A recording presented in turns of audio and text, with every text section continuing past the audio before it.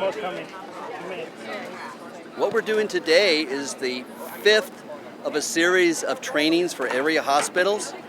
All of the hospital systems in the county have gotten together, and the County of San Diego with the emergency management system is providing uniform training to all area hospitals on chemical awareness and chemical mass decontamination. Coming with a backboarded patient. These are a 16-hour class covering 2 days. Then we bring them out and we create an incident.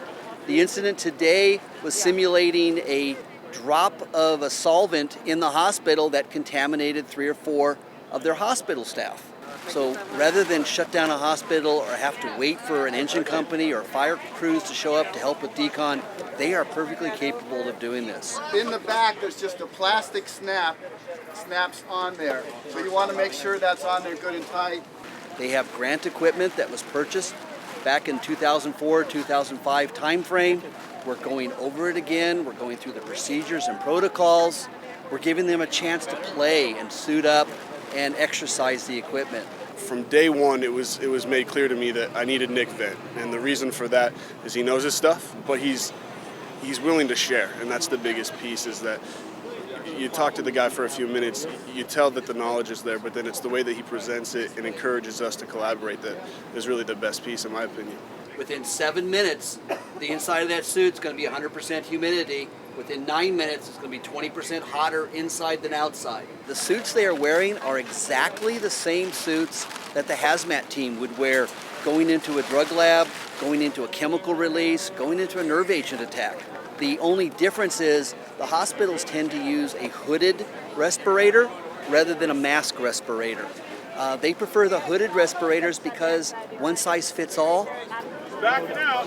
Watch yourself. The trailer is basically a very compact shower system. There's 3 lanes in there.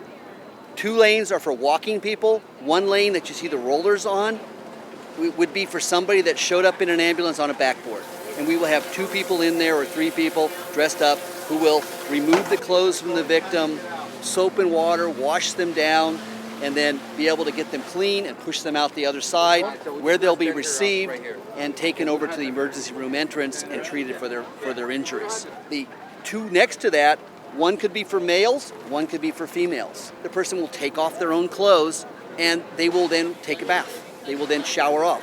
There will be somebody from the hospital system dressed up in there to help guide them, provide them with soap, and make sure that they get cleaned up enough and try and answer questions as best you can while in those masks. The biggest value is getting to work with the other departments, other hospitals in our community, and seeing what their training standards are and how they do their process. Keeps everything outside of the hospital. It keeps us from having to shut down a hospital. If you shut down one of the major area hospitals, like UCSD is a major burn and trauma center for San Diego County. If I lose UCSD for something silly like a contamination from a patient, that's not good. That's not good for the county, for the city, for the citizens.